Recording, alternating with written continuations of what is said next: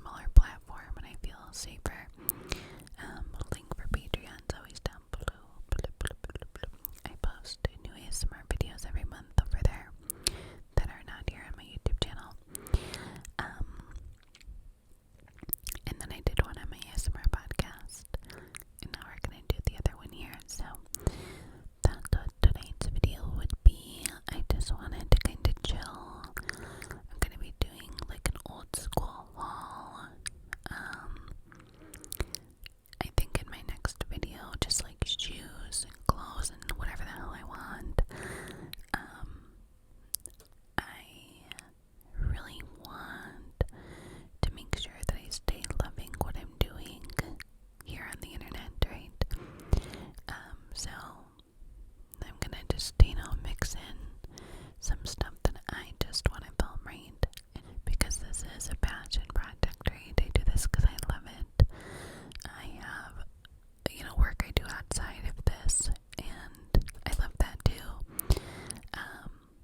But the main reason I do this is because I love the connection, and I love ASMR, so I never want to lose that. So anyway, so yeah, that's what tonight's video will be. Don't mind the hair, it's just in the messiest ponytail. That's what I call my ponytails to my son. Ponytail. Oh, it's tingled. Ponytail. Ponin. So instead of pony, I say pone in.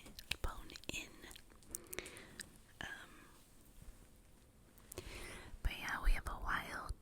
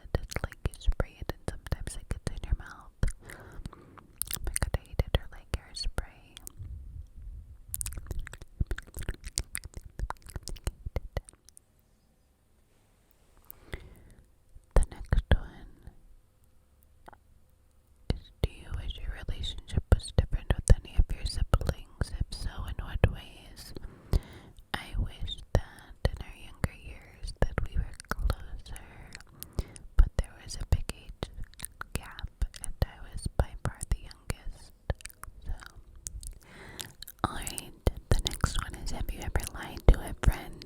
To whom and what about? Sorry about the train. Yes, and it was to one of my good friends, and it was because he really liked a guy and wanted my opinion, and she's been through a lot relationship-wise, and she's really excited about this guy. And I told her a little bit about how I really felt, but kind of sugarcoated it just because she's so happy with the thought of it working out that I didn't want to burst her bubble. You know, I didn't want to burst her bubble. I didn't want to burst her bubble. So I kind of went along with it. Didn't give her my total honest opinion about it, you know.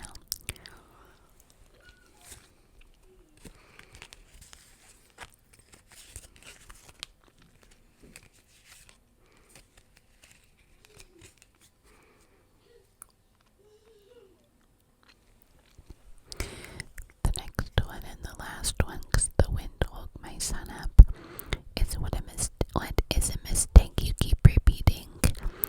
And that would be like putting stuff off that I fear, or like not wanting to think about it and kind of pushing it to the back of my mind because I'm scared of the unknown. I'm trying to be braver and not do that. And like say I have a dental appointment coming up and I'm like super scared, I'll reschedule it and put it off until I can't anymore. Like I don't want to do that anymore. That's something I'm trying to work on, but baby steps, you know. So that's definitely, I guess you could say, a mistake. Not like necessarily a mistake, but just like a change that I'm trying to implement is kind of being a little more brave and taking things head on and not letting fear control my actions. You know what? We're doing one more because this is a good one. Have you cut ties with any friends? Who and why? Well, I can't say who, but yes, and kind of on the borderline of doing it again. I did before because I found out somebody who was my friend wasn't, because they weren't there when times got tough. This was years ago, but it was somebody I was with every single day, and then they did me dirty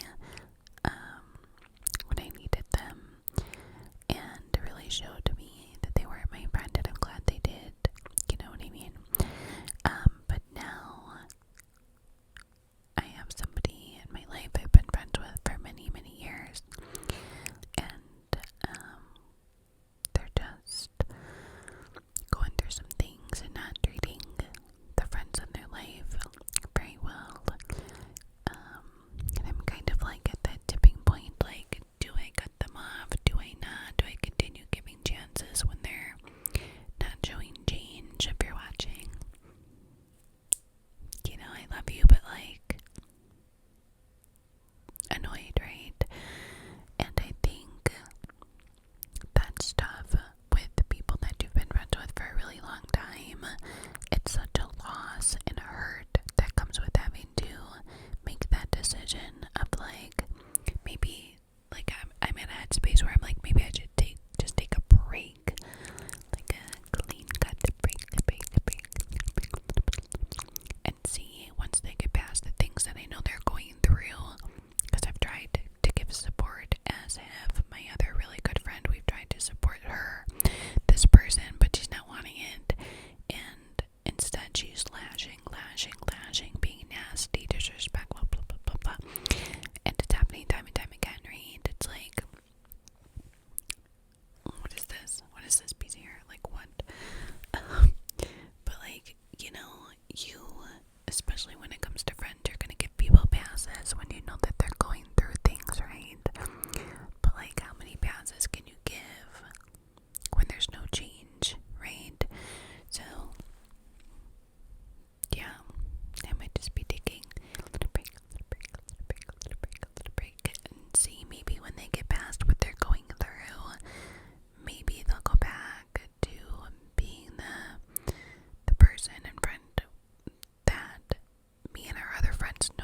she is.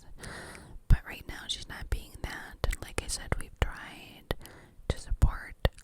We've tried to, say things in a kind